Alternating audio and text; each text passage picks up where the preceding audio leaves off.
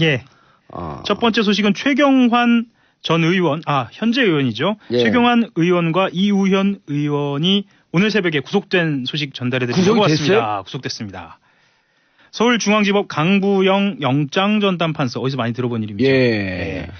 강부영 영장전담판사가요. 어제입니다. 어제 오전 10시 반 최경환 자유한국당 의원에 대한 영장실질심사 진행한 뒤에 오늘 새벽입니다. 0시 28분에 구속영장을 발부했습니다. 이전 사례로 비하면 꽤 빨리 판단한 거예요. 보통은 새벽 3시 넘어서 판단했거든요. 강 부장 판사는 범죄 혐의가 소명되고 증거인멸에 염려가 있다라고 영장 발부 사유를 설명했습니다. 간단하게 좀 설명을 좀 드려야 할 것 같은데요. 최 의원은 경제부총리 겸 기획재정부 장관으로 재임하던 2014년 10월에 국가정보원으로부터 특수활동비 예산 삭감을 막아달라면서요. 현금 1억 원을 자신의 사무실에서 받은 것으로 알려져 있습니다. 최 의원은 끝까지 본인이 억울하다라고 이야기한 것으로 알려져 있는데요. 이날 영장 심사에서도 혐의 소명에 적극 나서면서 억울하다는 거죠. 소명에 나섰다는 게. 무죄를 호소했고요. 다만 이제 재판부가 검찰의 손을 들어준 겁니다. 여러 가지 의미가 있는데요. 세금 가지고 장난치면 어떤 일이 벌어지는지, 어떤 대가를 치르는지 반드시 끝까지 보여줘야 한다. 이런 교훈을 남겨야 한다. 이런 여론이 제 개인적인 의견이기도 하고요.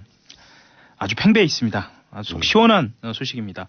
이우현 의원도 구속이 같이 됐는데요. 이우현 의원 같은 경우에는 지방선거를 앞둔 지난 2014년에 전 남양주 시의회 의장 등 공아무개 씨로부터 공천 헌금으로 의심되는 돈 5억 5천만 원, 여기도 많이 받았습니다. 5억 5천만 원을 받는 등 10억 원대의 불법 정치자금과 뇌물 등을 수사한 혐의를 받고 있습니다. 예. 구속된 거예요? 구속됐죠.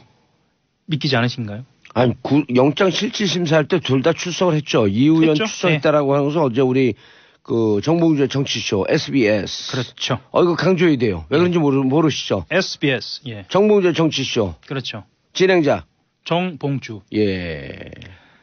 아주 자연스럽게 진행이 된 부분이 있어요. 예를 들면 국회에서 국회가 열리는 도중에는 어쨌든 현역 의원은 출석을 하지 않아도 되니까요. 예. 국회의 회기 도중이었고요. 그래서 영장실질심사가 이루어지지 않았고 이틀 전에 국회가 마무리가 되면서 자연스럽게 영장실질심사가 열린 겁니다.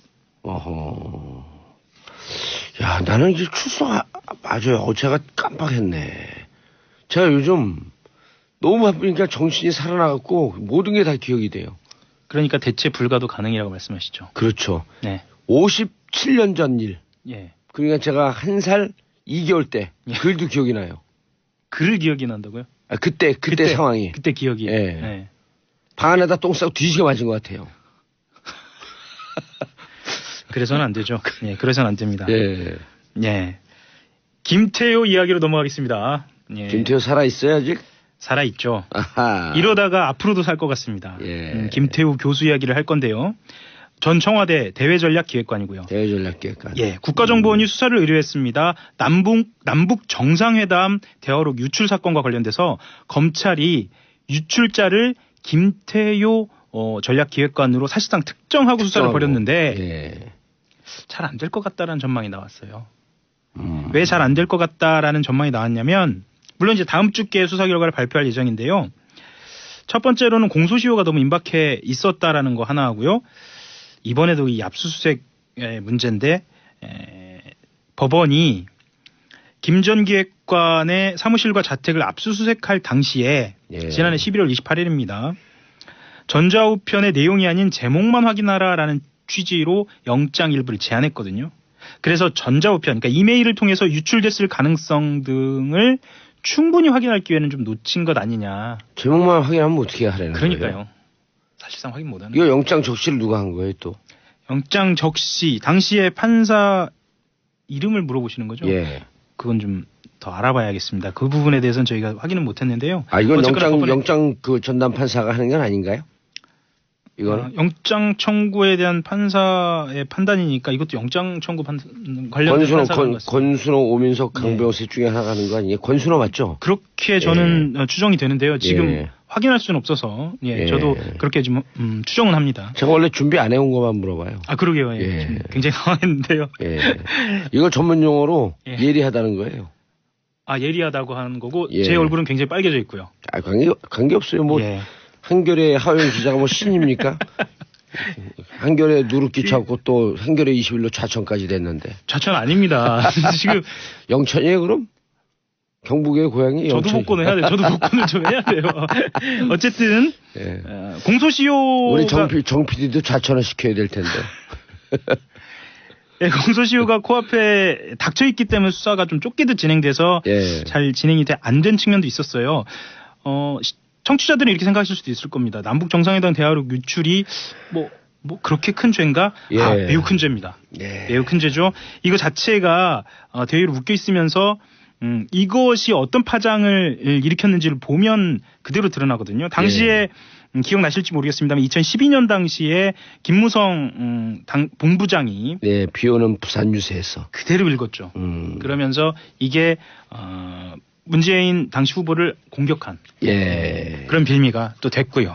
그렇죠. 그리고 나중에 그거 갖고 찌라시라 그랬는데 찌라시라고 하는 그 김무성 의원 이거 수사해야 되는 거 아니에요 진짜?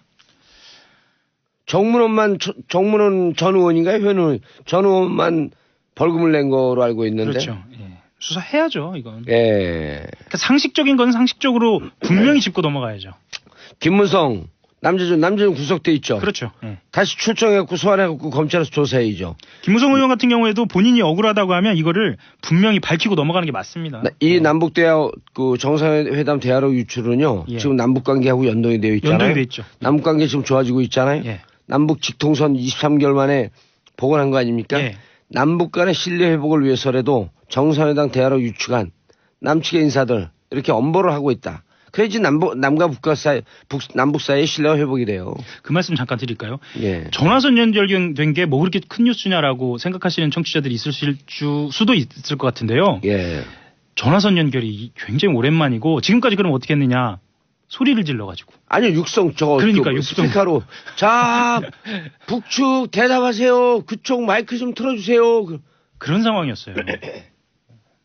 그러니까 말씀하셨던 것처럼 이 대화록 문제도 그 남북관계하고 긴밀하게 연결이 돼 있기 때문에 분명히 좀 짚고 넘어가야 하는 게 맞습니다. 알겠습니다. UAE 간단히 아니고 복잡히 요즘 핫하죠. 핫합니다. 도대체 뭐냐 이렇게. 실마리는 다 잡힌 것 같은데요. 며칠 전 한겨레 신문에서 나온 보도가 하나 있었는데요. 어떤 보도가 있었냐면 청와대 관계자 발로 이 사실이 드러나면 감당할 수 있겠느냐라고 자유한국당 야당을 향해서 이런 이야기가 나왔어요. 어젠 또 재밌는 기사 나왔죠. 임종석 실장이 임태희 전 의원에게 전화해서 MB 뒷조사한 거 아니다. 오해 마라. 왜냐면 이게 자꾸만 일파만파 퍼지면 전임 정권이 너무 부담스럽거든요. 그렇죠. 그리고 이건 불법 행위는 아니에요. 불법 행위는 아닌데 불법 행위인지 아닌지 조사해봐야 되는데 이것은 지금 현재 정권에서 현 정부에서 이것은 국가 통치 행위의 하나로 보고 있는 것 같아요. 그렇죠. 어쩔 수 없이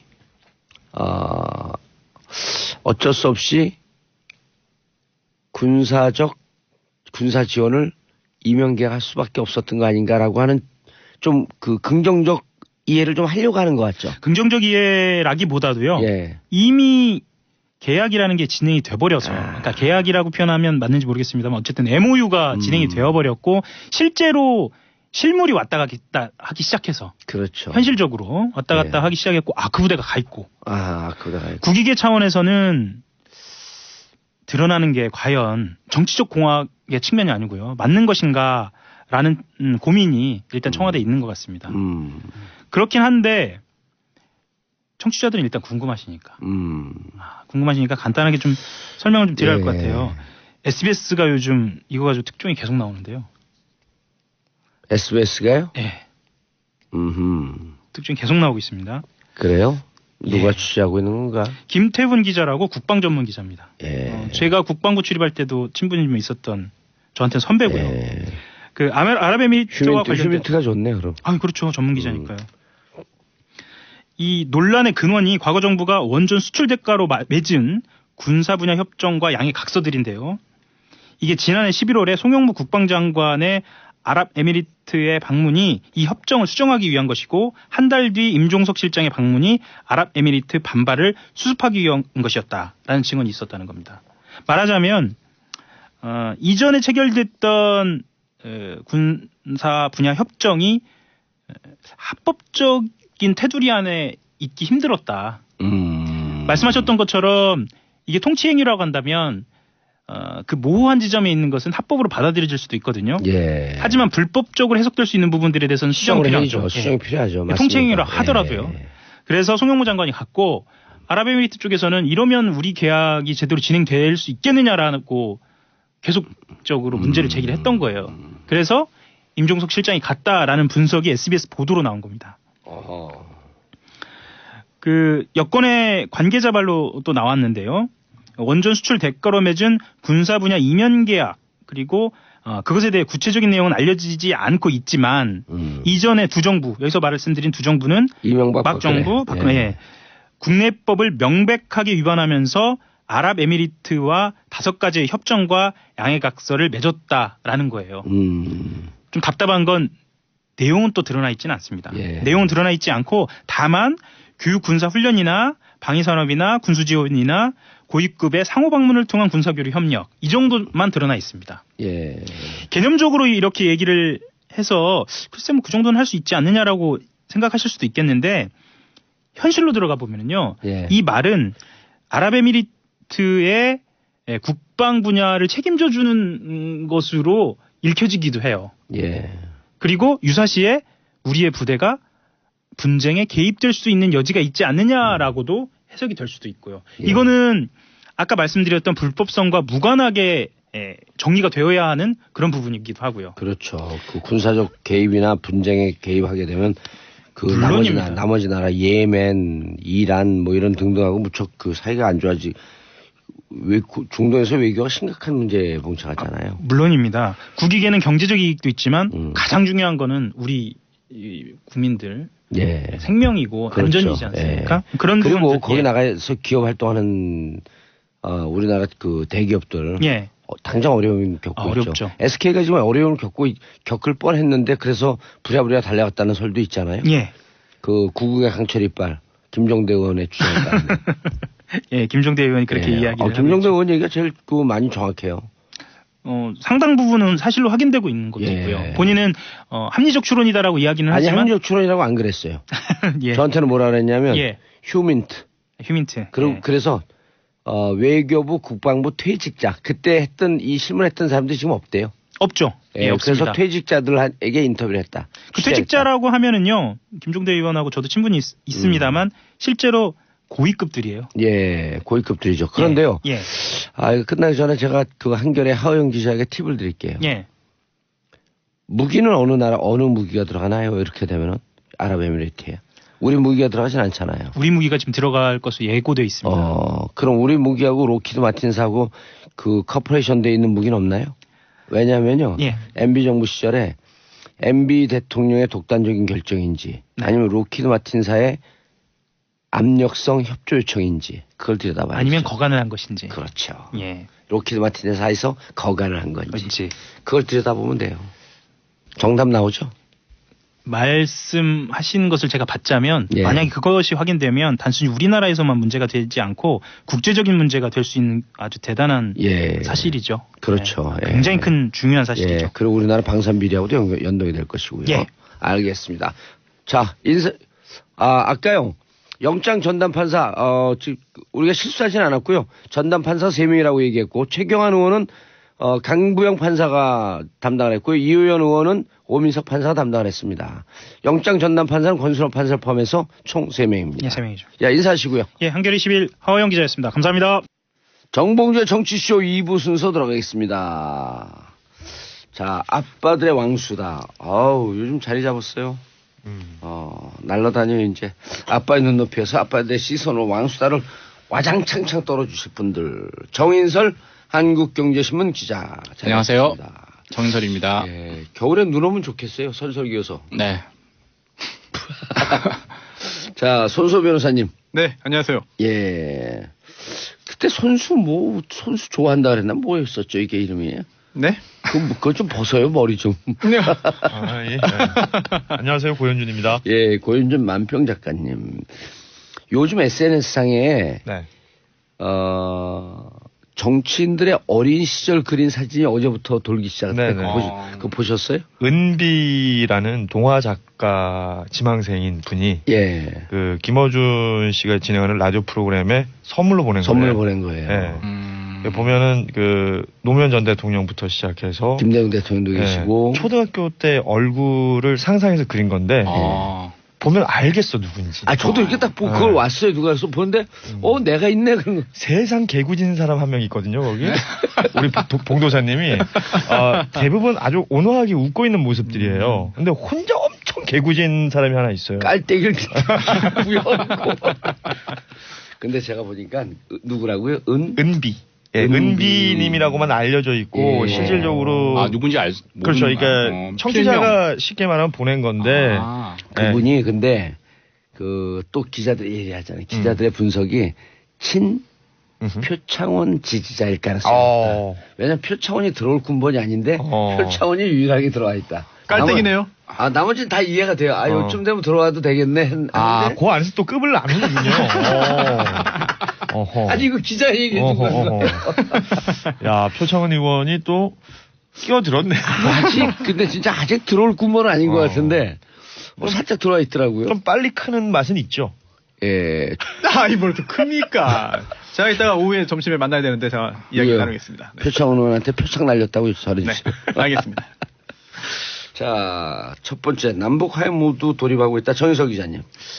오늘 아침에도 통화를 했다고 합니다. 예. 9시 반에 또 북측에서 또 전화를 했다라고 해요. 급물살을 타고 있어요. 예, 이렇게 쉽게 통화할 사이가 됐는데도 불구하고 693일 동안 전화를 안 했고 통화를 안 했다는 거죠. 693일? 그렇죠. 23개월. 와. 만 2년이 채 안 되는 거네요. 맞습니다. 그 369 게임이네. 맞습니다.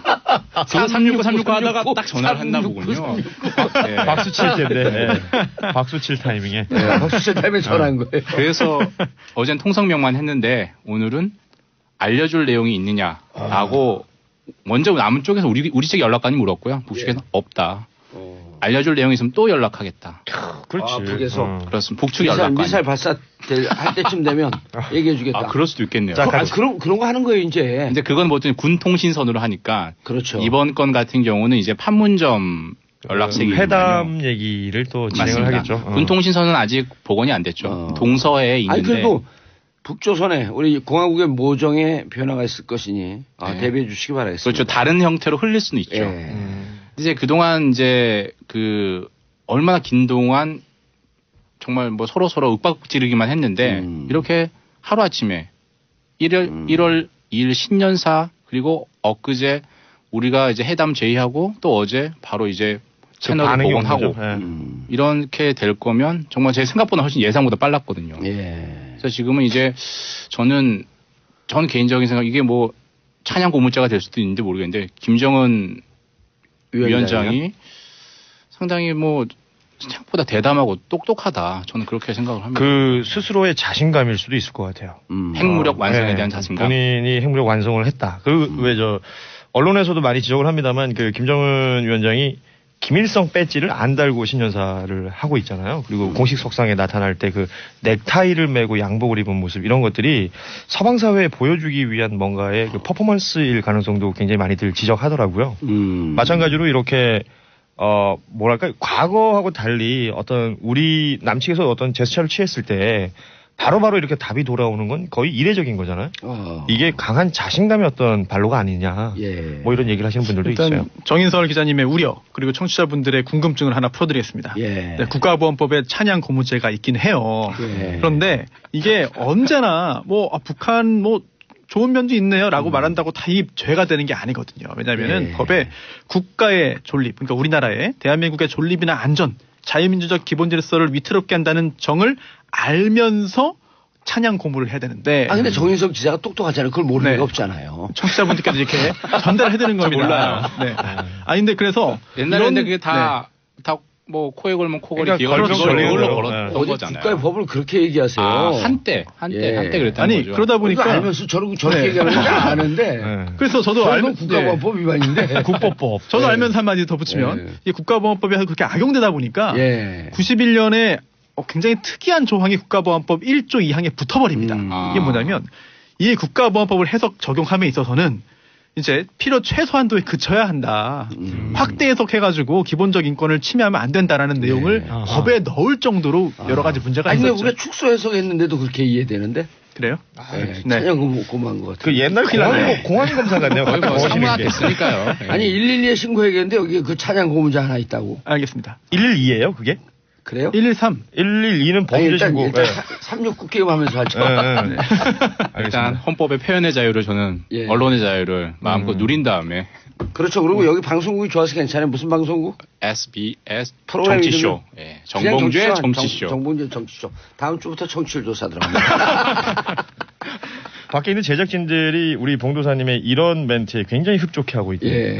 그런가요? 그러면 흡족해야 한다고 청취율 올라가진 않아요. 그러니까요. 예. 아빠들의 수다가 좋아야죠. 네, 잘할게요. 근데 이제 김정은 위원장이 예. 왜 그런 얘기를 했냐에 대해서 이제 다들 본인들이 이제 좋을 대로 얘기를 하는 거죠. 문재인 대통령은 우리가 먼저 이렇게 제의한 것에 화답한 거다. 이렇게 얘기했고요. 트럼프 대통령은 압박과 제재가 통한 거다. 못 이겨서 이제 드디어 이제 대화를 하자고 얘기한 거다. 맥메스터 안보보장은 이렇게 얘기했죠. 샴페인. 한미 간의 이간질. 이간질이다. 떨어뜨리기 위해서 하고 예, 이간질을 한미 간의 거리를 멀게 하기 위한 술책이다. 그리고 그 신년사를 보고 예. 약간의 마음이 흔들렸다면 샴페인 먹어서 예. 연휴 기간 샴페인을 먹어서 그렇겠다. 이렇게 어제 먹은 맥메스터 술이 덜 된 얘기했다는 것이다. 거죠. 자, 맥메스터는요. 보나마나 C일보 정기 구독자예요. 정기 구독. 예. 그래서 한 달에 요즘 우리나라 얼마씩 정기 하나? 구독이 없어지는 추세인데. 그럼요. 예. 진짜 그 신문 저도 그 받아보던 종이신문들 다 그럼요. 지금은 안 받아보거든요. 예. 보세요. 왜 안 보세요? 좀 아직 보세요. 신문사 직원 앞에 예. 계세요. 아니, 우리 맥메스터한테 한마디 해줘야죠. 우리 동네 그 지사장님 같네요. 저분. 지사장님이 그 국가보안법 위반이에요? 모르겠어요. 계속 보내요. 자꾸. 예. 온라인으로도 볼 수 있으니까요. Mr. 맥메스터, you can see the C일보 on the online. C입니까 또 그게? C일보. 세이버. 예. 네, 알겠습니다. 맥메스터가 알아듣고 지금 조금 아니 맥메스터한테- 그래서 트럼프 대통령도 C일보 본다고 I will see라고 얘기한 거 아닌가? 그래요? 진짜 고급지다. 영어 개그에서는 이해는 안 되네요. 죄송합니다. 예. 예. 아니, 아니, 근데- C일보 부른 거 맞네. I'll see you later.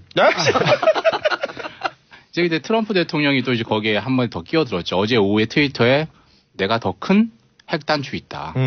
예. 그 이거 진짜 앤 모아 파워풀이라고 얘기를 했죠.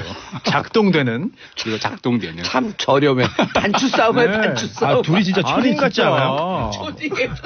아니 그렇게 와. 표현을 했어요. 미국 언론들이 초딩들의 그냥 경연장이다. 그러니까 예. 우리 집에 뭐 있다 이거 어렸을 때 네. 싸울 때 금송아지 얼마리 있다 이렇게 얘기를 하잖아요. 그러냐, 너 우리 엄마한테 꼭 일러줄 거야. 그러니까 우리 엄마 얼마나 센 줄 알아?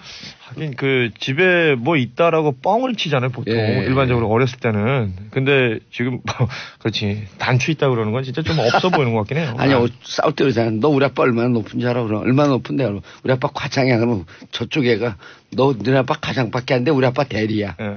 그럼 모르는 들은 거죠. 애 모르니까요. 예, 애들은 모르는 거니까. 에이, 제가 자기네 아빠 대리라 그랬어. 울면서 집에 아, 근데 실제로 핵 버튼은 없는 걸로 다 알려져 있어요. 핵 버튼이라는 거는. 사실 트럼프 대통령도 자기 책상에 버튼이 있는데 그걸 누르면 그 비서관이 콜라를 가져온다라고 합니다. 다이어트 콜라. 콜라 버튼이다 그거는. 사실은 근데 핵 버튼은 없지만 핵 가방이라는 건 있는 건 다 아시잖아요. 그렇죠. 핵 그죠? 가방 있죠. 예. 그 뭐라 그러죠? 뉴클리어 풋볼? 풋볼? 뉴클리어 풋볼? 뉴클리어 풋볼 맞아요. 브립 케이스 이렇게 얘기를 하던데. 근데 그건 스위치를 딱 누르는 순간 암호 맞습니다. 보안 카드. 예, 보안 카드 암호를 비스킷이라고 이른바 이제 부른다고요. OTP. 맞습니다. 우리로 치면 OTP 똑같은 거예요. 아니 OTP는 아니고 그게 수시로 바뀌어요. OTP는 어느 은행에서 발급받아야 돼요. 옛날 보안 카드 같은 거예요. 옛날 보안 카드. 예. 그런 거죠. 퇴근행에서 발급받아야지. 그렇지. 실제로 빌 클린턴 대통령이 그걸 잃어버려서 예. 되게 문제가 됐었어요. 그 보안 카드를 그 잃어버려서. 비스킷을 오. 잃어버렸다고. 그 당시에 이제 누군가 핵공격, 미국을 괴롭혀도 핵공격을 못 하던 시절이었죠. 근데 그걸 그 루렌스키가 저기 조사를 받았습니다. 모르겠습니다. 그 왜 없어졌는지는 모르겠는데 네. 사실 탄핵감이죠, 사실. 근데 그 뒤늦게 오. 알려진 거죠. 그게 보통 옷을 입고 있을 때는 잘 안 없어지잖아요. 그렇죠. 아니 그럼 박근혜 대통령 자꾸 몰아가지 마세요. 아니 근데 박근혜 대통령 그거 잊어먹어서 탄핵된 거예요? 아 글쎄요. 아, 그래서 탄핵인가요? 핵. 탄핵. 아, 탈핵이네요. 핵폭탄 반대해서 탄핵. 그렇지. 탄 건 먹으면 안 좋아요. 저의 입장. 예. 그런 건 이제 중요한데 이제 이런 남북 간의 어떤 대화 모드가 된 건 정말 좋은데 예. 중요한 건 이제 한미 관계잖아요. 그러니까 맥메스터 보좌관이 얘기하는 것처럼 우려하는 것처럼 이제 협상을 합니다. 평창 올림픽 관련 협상 잘 될 거예요. 예. 그리고 뭐 나아가서 이산가족 상봉 남북 적십자회담까지 잘 될 겁니다. 근데 그 이후에 군사회담 예를 들어 아하. 뭐 올림픽 기간에 훈련 연기는 뭐 기정사실화 됐으니까 그렇다 치더라도 훈련 규모를 축소하든지 횟수를 축소한다든지 이런 부분에 만약에 가게 된다면 한국과 미국과의 이해관계나 생각이 좀 달라질 수 있는 부분이 있잖아요. 그래서 제 느낌이 이래요. 청와대가 나서지 않습니다. 남북 지금 회담에 통일부가 나서요. 예. 그리고 청와대는 아마 한미 관계를 조율하는데 한미 동맹의 어떤 중요성을 계속해서 얘기하는 부분을 청와대가 맡고 있는 것 같습니다. 남북 대화는 통일부가 역할 분담이 그렇게 돼 있는 듯한 느낌이 저는 듭니다. 우리 방송에서만 아마 지속적으로 2월, 3월에 급격하게 대화 분위기로 갈 것이다. 라고 하는 것을 봉도사님이 계속 말씀하셨죠. 했는데 이제 이게 제가 보기에는 맥메스터가 이게 지금 블러핑 하는 거예요. 어떻게요? 이미 여기는요 지금 네. 지난해 7월서부터라고 했으니까 이미 1년 6개월 동안 한 서너 개의 라인으로 계속 대화를 하고 있어요.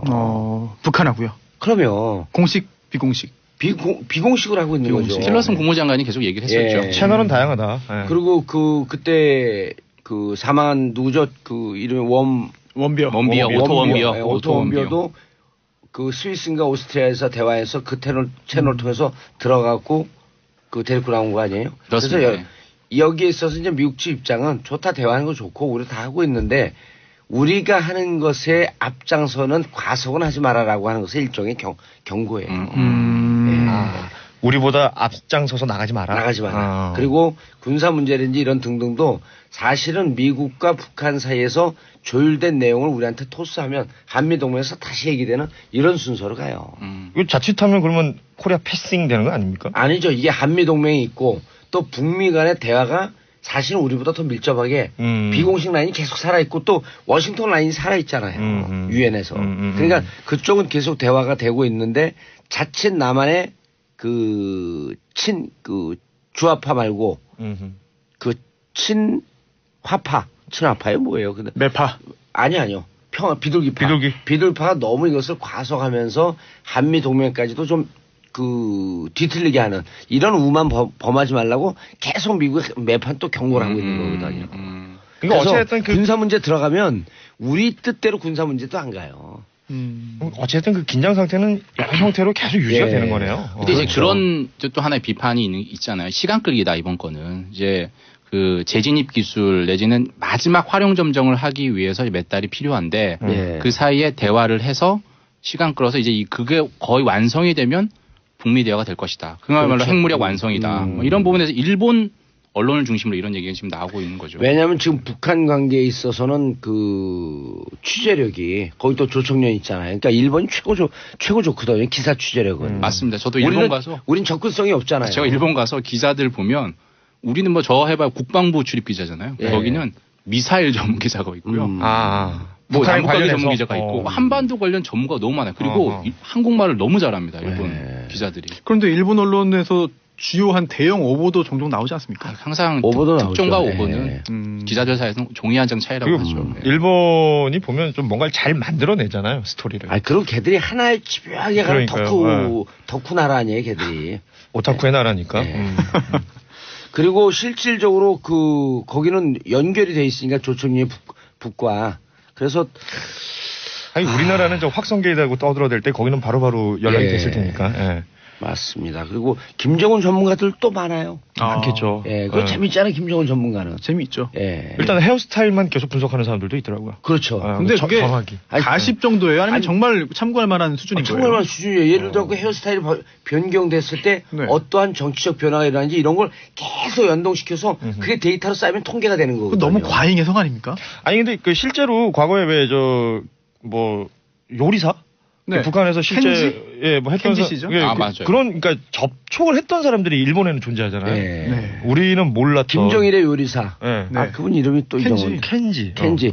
곧 이제 그 북한 들어와서 네. 완전 그쪽 그 시민이 돼서 살겠다 그러더라고요. 아, 그래요? 네. 로드맨하고 친한 사람 있으면 좋겠어요. 지난번에 차장 들어간 사람 있잖아요. 그 유엔 유엔 사무차장. 예. 예. 누구죠? 무슨 맨인데 거기도? 맨. 예, 맨을 좋아해요. 김정은. 알겠습니다. 예.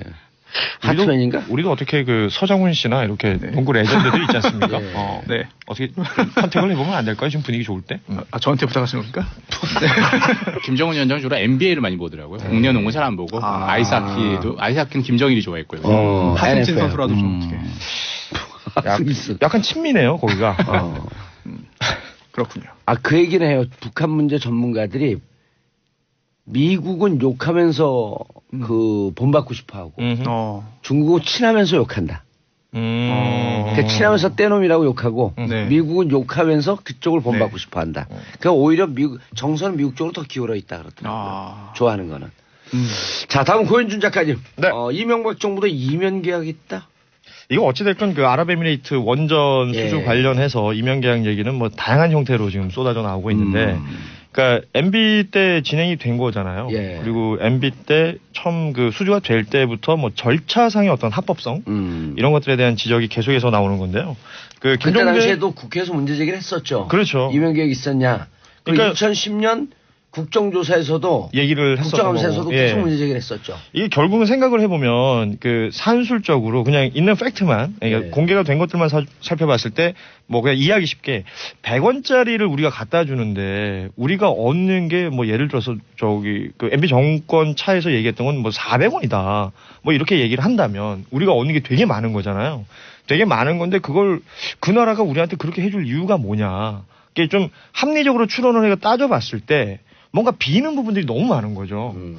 그러면 뭐가 있겠지. 그걸 얘기하라고 했을 때 이면 계약은 없다라고 꾸준히 얘기하고 있었던 것이고, 그리고 최근에서야 이제 계속해서 뭐 하나씩 밝혀진다기보다는 의혹들이 계속 제기가 되고 있는 거잖아요. 특히 이 군사 관련된 여러 가지 것들이 있는데 따지자면 이게 뭐 일종의 패키지처럼 생각을 해볼 수 있을 것 같아요. 파병 아니면 어떤 그 병참 물자 지원 또 방산 기술에 대한 어떤 협력 이런 것들로 귀결이 될 텐데 단순히 그냥 돈 계산 주판알만 튕기는 거라면 뭐 잘한 일이 될 수도 있을 거예요. 그걸 또 주장하는 바가 지금 자유한국당 측에서의 어떤 주장일 텐데. 난 또 받아들일 가치도 또 충분히 그렇죠. 있다고 봐요. 근데 단순히 국가 간의 어떤 이 뭐 MOU나 이런 것들이 국가 간의 이런 것들이 단순히 주판알만 가지고 생각이 되는 것도 아니고 한국하고 UAE만 있는 건 아니잖아요. 특히 아랍 쪽은 그 종교 문제라든지 문화적 문제를 간과할 수 없는 부분인데 그 순위파가 지금 장악하고 있는 각종 나라들 뭐 우리도 계속해서 관계를 가져야 되는. 여기 순위파 나라죠. 그렇죠. 뭐 사우디아라비아나 뭐 이쪽이랑도 순위파고. 생각을 해봐야 되는 건데 그 반대 척점에 있는 이란하고도 우리는 굉장히 긴밀하잖아요. 예. 그러니까 이런 것들에 대해서 따져보지 않았던 거 아닌가 아니면 간과했던 게 아닌가. 그렇다면 이 부분에 대해서 지금부터라도 생각을 해봐야 되는데 이게 국내법상 불법적인 어떤 무언가가 있다면 이건 당연히 브레이크가 걸려야 될 부분들이 아닐까. 이 지금 이제 상당수 이제 이면 계약이 있다라고 이렇게 가정을 하고 말씀을 하신 거고 사실 지금 현재로서는 누가 화를 내게 만든지는 뭐 명쾌하게 100% 밝혀진 건 없잖아요. 누가 이 진짜 아랍에미리트의 왕세자를 화나게 만들었냐. 여당에서는 박근혜 정부다. 그리고 이명박 정부 때 이면 계약 때문이다라고 얘기하는 거고 이제 야당에서는 자유한국당에서는 이제 지금 정부가 너무 MB 정부 들쑤시다. 비자금 들쑤시다가 그랬다. 그리고 뭐 또는 뭐 이미 노무현 정부 때 이런 군사 협약에 준하는 협약을 했다. 그것 그래서 때문에 연장선이다. 이렇게 지금 서로 뭐 책임 떠넘기기 추궁을 서로 하고 있죠. 그러니까 지금 말했던 그 노무현 정권 때 이미 뭐 있었다는 얘기에 대해서는 저 우리 흔히 김종대 의원이 예. 아니다. 그거하고 관계 없다라고 그럼요. 얘기는 한 상태고 김종대 또 의원이 지금 또 계속 지적하는 게 김학용 또 군사위원장은 연관이 있다 이렇게 얘기를 하고 근데 있는 김학용 거죠. 군사위원장이 했던 말의 근거가 굉장히 국방위원장이요. 희박해요. 그 희박하니까 이제 그 강철의 구국 이빨 예. 우리 김종대 의원이 구국의 강철 이빨이에요. 그러니까 강철의 구국 이빨은 뭡니까 이게? 강철의 구국 이빨, 구국의 강철 이빨. 이 말이 많이 달라지네요. 예, 네. 그럼요. 강철 이빨하고 구국 이빨은 좀 다르네. 예. 아무튼 근데 그 근거가 일단 너무 희박한 거 아니냐라고 지적하는 거고 결국은 김종대 의원 얘기로 정리를 해보자면 이게 어떤 국가 간의 이익도 이익인데 그 전 정권들 당시에 뭐 MB 정권, 박근혜 정권에서 박근혜 정권은 약간 좀 뭐랄까 방치해뒀다고 지탄을 받는 것이고 예. MB 정권에서는 재벌들의 어떤 이익을 챙기기 위해 혹은 그 기업들의 이익을 챙기기 위해 어찌 보면 그 군사력을 끼워 팔았다. 그러니까 군사력이라는 건 나라의 근간이잖아요. 예. 그 군사력을 어떤 기업이나 재벌의 이익을 위해서 써먹었다라는 부분에서 지적을 하고 있는 것 같아요. 예, 예. 자유한국당 국정조사까지 요구하고 있잖아요. 자유한국당 입장에서 국정조사 요구하는 거는 지금 이 정권이 타겟이 되는 거잖아요. 예. 결국에 이 RMT 왕세자가 와서 기자회견 하면 됩니다. 나 뭐 때문에 화났다 이렇게 얘기하면 모든 게 밝혀져요. 아니 근데 저는 그거 좀 창피하지 않아요? 왜냐하면 이게 정파적 이익을 떠나서 사실 이 정권이 시작한 지 지금 7, 8개월밖에 안 됐고 반년 됐죠, 반년. 그렇죠. 네. 이 정권이 아랍에미레이트 갖고 사고 칠 일은 없거든요. 이미 기존에 되어 있었던 거니까. 그리고 또 아니 상식적으로 납득이 돼요. 거기까지 갖고 MB 비자금을 뒷조사한다는 게. 우리 검찰청이 이제 글로벌한 검찰. 아니 우리 검찰이 지금 하고 있잖아요. 그렇죠. 하고 있죠. 그런데 예. 거기 갖고 왕세자한테 야 MB한테 리베이트 받았냐? 그럼 그 왕세자가 받았어. MB 구속시켜. 이럽니까? 굉장히 무리한 검찰이 그런 하진 수식이죠. 않았을 테고 아마 네. 했으면 이제 국정원에서 움직였겠죠. 국정에서 움직여도 그게 거기 갖고 이게 수사해서 찾아낸다는 게 말이 안 되는 거 아니에요 상식적으로. 그래서 이 문제를 애당초 저는 임종석 비서실장이 가고 강용무 국방부 장관이 간 거는 송영무. 송영무 국방부 장관이 간 뭐 거 강철 잘한 것 이빨, 같아요. 구국 이빨 많이 헷갈려. 잘한 것 같아요. 왜냐하면 이거는 어쨌든 이명계약이고 불법적 요소가 있더라도 국가 간 관계이기 때문에 함부로 들춰서 안 된다라는 그렇죠. 원칙을 네. 작동을 시킨 거거든요. 그거를 딴죽을 거는 게 자유한국당인데 문제 걸지 말았어야 될 이슈 같았어요. 그래서 나오잖아요. 자업자득이고 이런 책임질 자신자박이 수 된 것 같아요. 있겠느냐라는 말도 나오잖아요. 아니, 그러지 감당할 않았어요. 수 있겠느냐. 감당할 수 예, 있겠느냐. 감당할 수 있겠느냐. 국정조사를 지금 하자라고 하고 있는데 저건 괜히 그 밀리니까 괜히 더 크게 블러핑을 한 것 같아요. 사실 속으로는 지금 아차 싶을 겁니다. 예. 그랬는데 어쩔 수 없이 지금 지지자 관리도 해야 되니까 그러니까요. 일단 국정조사 요구까지 강하게 나간 것 같은데 아마 뒤에서는 이 문제를 최대한 원만하게 덮고 모양 빠지지 않게 수습하기 위한 노력들을 김성태 원내대표부터 하지 않을까 생각됩니다. 권수성태. 너무 옛날 방식이에요. 구태의연한 방식입니다. 그리고 그러니까, 예. 어제 임종석 실장이 임태희 전 실장한테 전화했다 그러잖아요. MB 때 실장이었던 뒷조사한 거 사람이죠. 아니다. 음. 그럼 여기서 덮어야 되는 거예요 이게. 그렇게 될 것 같아요. 예. 근데 이 의혹만 무성해지고 있으니까 자유한국당은 지금 내가 봤을 때는 그 함구령 내려졌다 그러잖아요. 이 관련해서는. 예, 그거까지만 하면 안 될까요? 예. 예.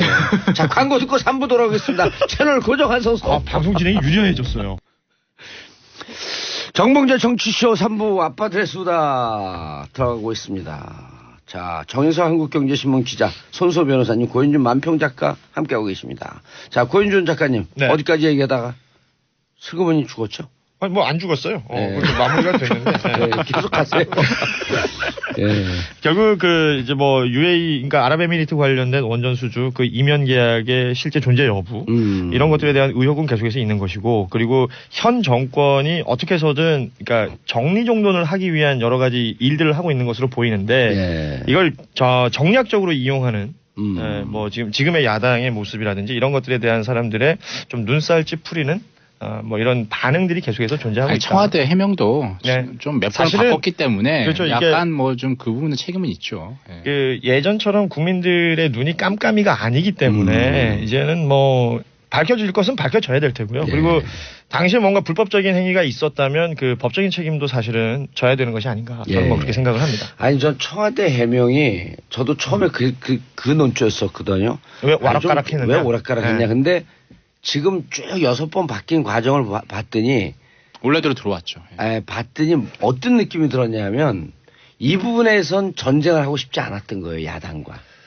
그리고 이 부분은 국익을 위해서 가리거나 덮어주고 싶었던 그 따뜻한 마음이 거기 좀 있는 것 같아. 근데 그걸 모르고 야당이 계속 그걸 갖고 싸움을 건 거예요. 요쯤 되면 우리가 뭐 하고 왔는지 당신들 누구보다 잘 알지 않냐. 그러니까 이거 시비 걸지 마라. 곤란하다 우리도 자꾸 이렇게 얘기하면. 근데 그러면서 바뀌는 과정인데 그래서 저는 처음 했을 때 임종석 비서실장이 갖고 UA와 왕세잘 만나고 그랬으면은 사실 이거는 MB나 박근혜 측 이게 내부가 시스템이 잘 돼 있으면 야 이건 우리를 어찌 보면 디펜스한 거니까 더 이상 나가지 마라 하고 말렸어야 되는데 보수 그쪽이 지금 오합지졸이 돼버린 거예요. 그러니까 그때 감지를 만약 했다면 그게 진짜 진정한 속내였다면 예. 그걸 감지했다면 지금처럼 일이 이렇게 커지진 않았겠죠. 그렇죠. 키울 필요가 없었던 일이에요 이게. 근데 첫 번째 해명이 누가 봐도 좀 어색했습니다. 예. 눈에 밟혀서. 한 달 전에 국방부 장관이 갔다 왔는데 그렇죠. 대통령이 그 장병들이 눈에 밟혀서 예. 임종석 비서실장을 대신 보냈다. 이거 누가 봐도 이건 납득할 수 없었어요, 사실. 처음에 좀 잘 말씀하신 대로 잘 만들어냈더라면. 아니 눈에 밟힐 수 있죠. 뭐 대통령을 지금 무슨 목석인간으로 보는 겁니까? 왜 그렇습니까? 밟힐 수는 있죠. 밟힐 수 예. 있는데 그것 때문에 비서실장을 보낸다. 이거는 누가 봐도 이제 뭔가 있다 이렇게 생각할 수밖에 없는 거죠, 사실. 그렇죠. 비서실장이 거기 갔다 오고 바로 또 문재인 대통령이 또 외국 나가야 되는 타이밍이었기 때문에 일본, 중국 예. 그 중요한 시점에 계속해서 이게 시비거리를 제공한 것도 분명히 있긴 있어요. 그리고 그때 당시에 가만히 보면요. 보수 언론이 첫 번째 문재인 대통령 흔들기가 들어가는 시점이에요. 그렇죠. 중국에 가자마자 혼밥으로 흔들고 딱 보니까 이게 먹어주는 것 같거든. 그러니까 비서실장은 어디 갔어? 아랍에미레이트 갔어? 그럼 하면서 그때 자기들 내부 소설을 쓴 거예요. 대통령 흔들고 비서실장 흔들면 뭔가 내부 안에서 기둥이 살짝 흔들리지 않을까라고 하는 좀 과한 기대가 있었던 거지. 그래서 이걸 가지고 그런 정황이 있었어요. 이걸 가지고 자유한국당이 계속해서 뭐 이게 정략적으로 이용하는 건 제가 봤을 땐 재발 걸기일 가능성이 굉장히 높다. 예. 예. 김성태 원내대표님 어제 그저께 뭐 토론도 잘 봤는데요. 전 보지 않고 얘기를 들었습니다. 개인적으로 제가 김성태 의원한테 형님 그러거든요. 네. 형님 이거 그만하세요. 이거 자충수입니다. 어제 제가요, 강서구, 예. 김성태 의원의 지역구 쪽에 이제 그러니까 이제 올해가 됐군요. 이제 지방선거 준비할 만한 시의원 출마를 준비하고 있는 한 분을 만났어요. 이분은 자유한국당 쪽이신데, 그러니까 선거운동의 어떤 일환으로 최근에 뭐 여기저기 엄청 다니고 연말에 뭐 김장 봉사활동부터 봉사활동도 열심히 다니고 이제 본인의 표밭을 다지기 위해서 다니고 있는데 그런 표현을 쓰더군요. 위에 계신 분들이 이게 방송에 적합한 얘기인지 모르겠지만 너무 똥을 싸놔가지고 본인들이 지금 선거운동에 너무 힘들다. 그 윗분이라고 얘기하는데 윗분 누구? 막 이랬어요. 그랬더니 그걸 또 나한테 얘기를 안 해. 그래서 보니까 이제 대충의 그 정서라는 건 느껴지더라고요. 예. 그러면 지금 그 야당 입장에선 선거운동 다니는 사람들이 진짜 죽을 맛이에요. 힘들죠. 명함 받으면 던져버리고요. 힘들죠. 돈이 없어 찢어버리고 악수하자고 손 내면 손 탁 치고 이거 우리도 느꼈거든요. 2008년도에. 그러니까 눈을 안 마주친대요 본인이. 예. 그래서 요즘 눈이 많이 오는지. 정인석. 자, 다음 이슈로 넘어가기 전에 샵 1035 짧은 문자 오시면 긴 문자 100원 문자 보내주시기 바라겠습니다.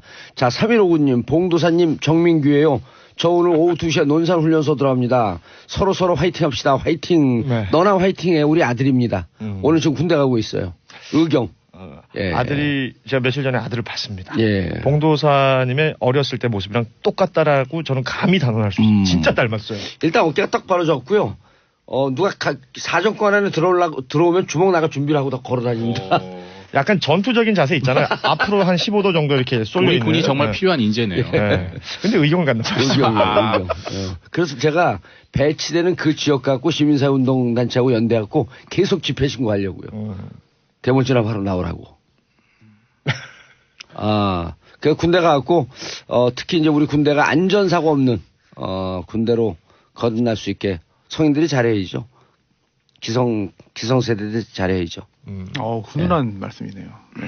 그러면 아이들은 가갖고 교관 얘기 잘 듣고 네. 그리고 나보다 옆에 있는 내 동료를 먼저 세우려고 노력하고 이러면 사고 안 나요. 사실 지금 입소 중인 거잖아요. 아직 입소한 건 아니고 입소하러 가는 길이잖아요. 입소하러 가는 카니발. 그러니까 조금 전에 왜 전화 통화를 아들이랑 했잖아요. 이게 진짜 그 봉도사님의 따뜻한 아빠의 모습. 안전사고 조심하고 이런 말이거든. 그렇죠. 아니 며칠 전에 그 군용버스 사고요? 신병 예. 군용버스 굴렀잖아요. 군용버스. 군용버스. 아, 그러고 보니 가슴이 섬뜩섬뜩해요. 맞습니다. 알겠습니다. 자, 홍준표 대표 MB의 만남? SBS 또 뺏겼다? 네. 어제였죠. 무슨 땅 타먹기 합니까? 네. 뺏기게. 홍준표 대표가 MB를 만났습니다. 예. 삼성동에 있는 MB의 사무실에 가서 새 만났는데, 인사하러 간 거죠? 예. 네, 중요한 이야기들이 있었어요. 참 언론의 보도가 크게 됐는데 우선 이번 정권에 대한 평가를 했습니다. 하면서 정권 담당 능력이 없다. 부작용이 나올 것이다. 예. 라는 말을 했고요. 그러면서 그래도 뭐 좋은 말 한마디 해라라고 했더니 기자들이. 네, 예. 아니 MB가 MB가. 홍준표 대표에게 그랬더니 홍준표 대표가 이렇게 말합니다. 한 가지 잘하는 게 있다. 문재인 정권이 쇼는 기가 막히게 잘한다. 라는 칭찬 아닌 이야기를 해서 끝냈고 더 중요한 부분이 있죠. 바로 방송, 언론, 특히나 SBS 관련된 내용을 둘이 나눕니다. 어허. 홍준표 자유한국당 대표가 이렇게 얘기를 했죠. 좌파 정권이 들어서니까 SBS도 뺏겼어요. 네, 여기 대해서 이명박 전 대통령이 그것도 적폐다라고 말을 했고요. 네, 서로 주거니 받거니 이제 하는 거죠. 네, 예. 왔다 갔다. 그러다 이제 홍준표 대표가 이렇게 또 말을 했죠. 적폐가 아니고 그건 강도죠. 네. 이제 좀 성대모사가 되는군요. 이 네. 성대모사예요. 그냥 네, 사투리 하는 거. 그렇습니다. SBS도 뺏겼다라는 인식을 제1야당의 대표 그리고 직전에 있었던 대통령 선거에서 상당수의 득표를 얻었던 예. 홍준표 대표가 SBS를 뺏겼다. 예. 뺏긴 이유가 좌파 정권이 들어서서이다. 언론에 대해서 어떤 생각을 하고 있는지. 예. 언론관 같은 게 느껴지는 네, 거예요. 이거 참 글쎄요. 동조하기 어려운 그런 발언을 했고 또 SBS 구성원들이 사실은 굉장히 큰 분노를 하지 않았을까 그럼요. 생각이 자, 듭니다. 그럼 여기 두 사람의 이제 논문 시험 나갑니다. 두 사람의 대화로 유추해 볼 수 있는 우리 넷의 신분은 네? 두 글자로 뭐라고 얘기할까요? 우리 넷이요. 예, 우리 넷의 신분. 저희요? 예. 두 사람의 대화를 통해서 네. 유추해 볼 수 있는 우리 네 명의 신분 좌파. 작물. 작물.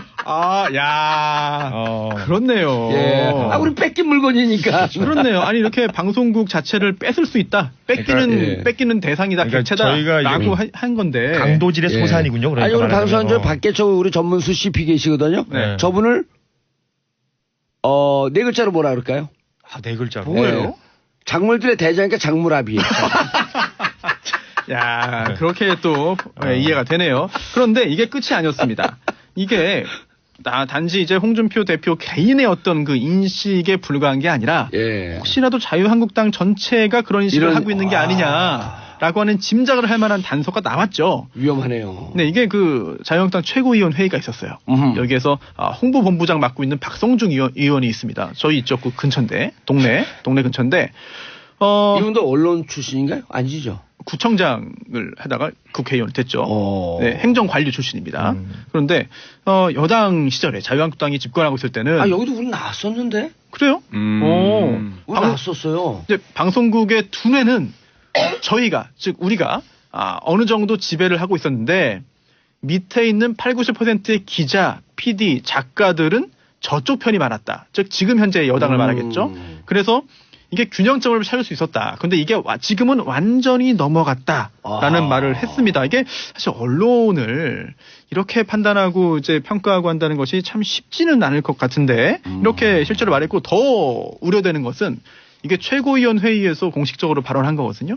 그런데 여기다 내부적으로 어떤 견제라든지 수정이라든지 걱정이라든지 이거 이렇게 나가면 안 된다라고 한다든지 이런 것조차 없었다고 합니다. 그거 하면 쫓겨나요. 그런가요? 그 홍보본부장 이분은 우리 여기 그 여의도 UFC에 2차례 나왔는데 방송도 잘하셨어요. 그리고 합리적으로 상대방 얘기도 잘 듣고. 그런데 일단 그 안에 들어가게 되면 뭔가 이게 집단의 논리가 발동이 되나 본데요. 근데 정치인들끼리 하는 이야기랑 또 언론에 나와서 또 사회자가 있는데 하는 이야기랑 또 다를 수가 있죠. 네. 그러니까 속내 같은 잘했어요. 네. 근데 이게 언론관 같은 게 느껴지잖아요. 이게 언론 알기를 편 나눠 가지고 내가 먹어야 되는 어떤 그 지분의 어떤 한 가지로 생각을 하는 거란 말이에요. 이건 진짜 옛날 그 조선시대 연산군하고 똑같은 겁니다. 사관한테 야, 나 한 거 이거 지워. 내 맘대로 할 거야. 그러니까 기록 못하게 하는 거고 사초를 그 자기 맘대로 하고 싶은 거잖아요. 그러니까 얘는 우리 편 나에게 유리하게 써주는 애만 여기다 가까이 들여. 뭐 이건 정말 그 언론 알기를 진짜 너무 쉽게 하는 거고 국민 알기를 이렇게 쉽게 하는 거예요. 그리고 박성중 의원이 이제 이런 말도 했어요. 몇 개 신문 빼고는 유튜브까지도 마찬가지다. 이게 근데 이게 사실 유튜브라는 게 박성중 의원이 본의 아니게 그냥 당의 입장만 얘기를 했겠죠. 왜냐면 우리가 이분은 지금 고정으로 섭외하려고 제작진이 엄청 노력 중이거든요. 그래요? 알겠습니다. 훌륭한 의원이에요. 최근에 그 자유한국당 의원들이 무슨 방송 섭외나 이런 거 오면 잘 응하지 않는다고 해요. 아 그래요? 힘들어요. 너무너무 힘들어요. 안 하려고 그래요, 아예. 왜요? 괜히 앞장서서 돈 받기 싫은 거지. 아까 얘기했잖아요. 위에서 자꾸. 그럼 또 여기서 얘기하다 보면 다른 의원들이 또 이해를 하고 합리적이네요. 얘기가 들을만하네. 그럼 또 자기 본심이 나갖고 잠시 정신을 잃고 쫙 얘기를 해요. 정말 합리적이어서 막 박수 치면 당에 돌아서 혼나는 거예요. 근데 저는 왜 나가서 합리적으로 얘기하냐? 수구적으로 얘기해야지. 그게 뭡니까? 홍준표 대표가 이렇게 생각하는 건 정말 문제라고 저는 생각하는데 이게 저는 우리나라 미디어 사회 자체가 이 공중파 방송 중에 SBS는 아니지만 나머지 4개 채널이 전부 다 공영방송이잖아요. 그렇죠. 이런 나라가 사실 별로 없어요. 이런 우리나라 정도 수준의 국가에서는 OECD 국가 다 민영화하고 그래요. 근데 항상 이게 공영방송이다 보니까 정권이 바뀔 때마다 이런 생각을 갖게 되는 거죠. 그림바 견물생심을 갖게 되는 거죠. 이런. 그 국정홍보처로 생각하는 거죠. 그렇죠. 방송사를. 네, 대한뉴스. 근데 실질적으로 지금 그 문재인 대통령 들어와서 예를 들어서 MBC 같은 경우 예를 들어갖고 정우성 배우가 KBS에서 인터뷰하다가 생방으로 KBS 정상화를 지금 무슨 생각하고 있습니까? 그랬더니 KBS 정상화 됐으면 좋겠습니다. 그래갖고 진행하던 앵커가 고개를 숙였다는 거 아니에요? 그렇죠. 그럼 모든 국민들이 하고 있는 거지. 지금 그러니까 문재인 정부에서 MBC, KBS, SBS를 정권의 입맛에 맞게 뺏었다? 이렇게 얘기할 때 이걸 동의하는 국민들이 몇 프로? 한 10% 나올 거예요. 제가 이거 중요하게 생각하는 건 최근에 MBC를 보면서 많은 사람들이 표현하기를 MBC 정상화라 그럽니다. 그 전에 비정상이었단 얘기예요. 그렇죠. 기저 효과죠. 10년간 너무 그랬으니까 지금은 말씀하신 대로 원래대로 상식적으로만 해도 다 잘한다 얘기를 듣는 거죠. 물론 방송국 내에도 일부 그 정권의 영향을 받는 분들이 있을 수도 있겠습니다만 그런 분들 중에 아는 분이 있습니까? 친하신 것 같아요, 우리 친하진 않습니다. 하지만 대부분 정말 일선에서 방송 만드시는 그런 그 직원들은 그런 거에 영향 없이 정말 공정한 방송, 유익한 방송 만들기 위해서 노력을 하고 있거든요. 근데 그런 직원들까지도 이렇게 한 번에 다 이렇게 참 정권에 따라서 왔다 갔다 하는 사람을 폄하한 거기 때문에 내부적으로도 이거는 그냥 넘기기는 쉽지 않은 그런 발인 것 같아요. 근데 이제 저는 작가분들이 그 팟캐스트를 많이 들어요. 왜냐면 정보를 다 입수를 해야 되니까. 이렇게 팟캐스트를 들으면서 제가 하는 팟캐스트도 많이 듣는데 전 그게 좀 불만이에요. 뭐요? 제 팟캐스트 많이 듣더라고 작가들이. 듣는 게 불만이라고요? 예. 왜냐면 섭외가 너무 많이 들어와요. 자랑이에요. 10년 맞이 깔때기를 한번 또 크게 한번 하시네요. 오랜만에 깔때기 되셨네요. 약간 당황했습니다. 자, 3672님 MB나 홍준표 대표보다 SBS를 뺏겼다 적폐다 하는 말에 옆에서 웃는 주위 참모들의 모습. 야, 목 뿔린 견이었다. 이게 근데 방송에 다 그대로 노출됐잖아요. 그러니까 카메라가 있는 걸 알면서도 이 사람들은 이 대화를 하고 그 주변에서 그러니까 자기들의 짱들이 대화 나누고 있으니까 옆에서 이렇게 같이 히덕거렸던 멤버들이 있단 말이에요. 짱들이 대화하고 나면 쫄들이 히덕거렸어요. 그러니까요. 이게 나는 그 장면이 뭐 하는 사람들인가 싶었어요, 진짜. 그러면 진짜 그게 감각이 없으면 전체적으로 보면요. 촛불 이전의 문화적 상황에 머물러 있거든요. 정치 문화 상황에. 이게 문화 지체 현상이에요. 오늘 왜 이렇게 어려운 용어를 말씀하십니까? 그러게요. 그래요? 어려워요? 네. 이런 거 우리 초등학교 2학년 때부터 썼던 건데. 초등학교 2학년 때? 저희는 지체 알아서. 내가 봤을 때 구구단도 모르겠어. 구구단이 있었어요? 초등학교 2학년 때? 고2 때 배운 걸 그걸. 천재예요? 초등학교 2학년 때 구구단을 배우게. 자, 뭐가 왔어요? 위험한 발언인데 살짝 지나서 괜찮았어요. 자, 국민의당이 쌍라이 걸렸다? 이게 뭔 말인가 했을 텐데 그 백드롭이라고 하더라고요. 뒤에 걸린 걸개 그림. 그걸 이제 백드롭은 그걸 이제 국민의당이 백드롭은 옛날에 프로레슬링 아닙니까? 직드롭 백드롭이라 했는데. 원래 이제 그런 것도 있고요. 근데 그렇게 표현을 하던데요. 그러니까 뒤에서 늘어뜨린 그림이다. 맞습니다. 이거 아니에요? 맞습니다. 이제 처음에는 회초리를 걸었어요. 국내 그 쓴소리를 듣겠습니다. 꾸중을 소리가 듣겠습니다. 너무 크고 각기목처럼 그렇죠. 뭐 그리고 이제 과격했던 거죠. 거기 앉아 있으면 해초리가 그 대부분의 의원들 목을 지나갑니다. 네.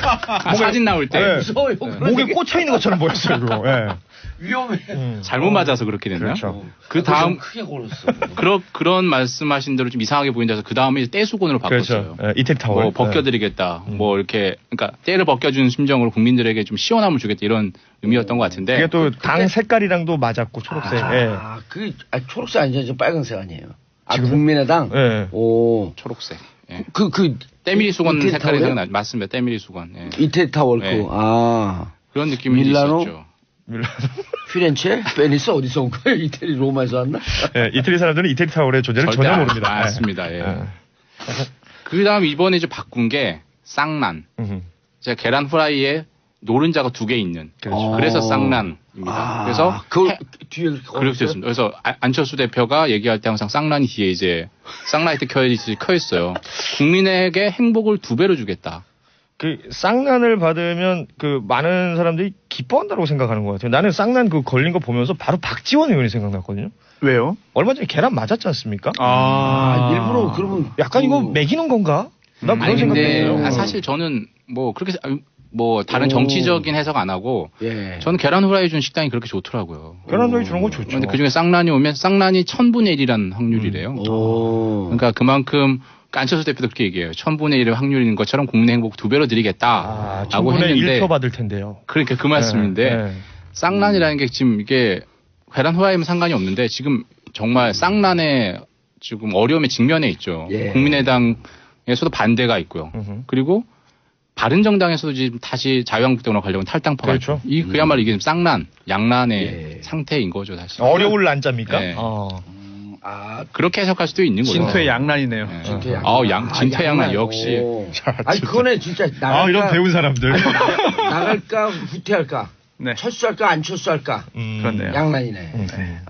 안철수 할까. 뿌듯하네요. 네. 아무튼 요런 게 어떻게 살았다 방송에서 좋네요. 네. 다들 말장난치고. 예.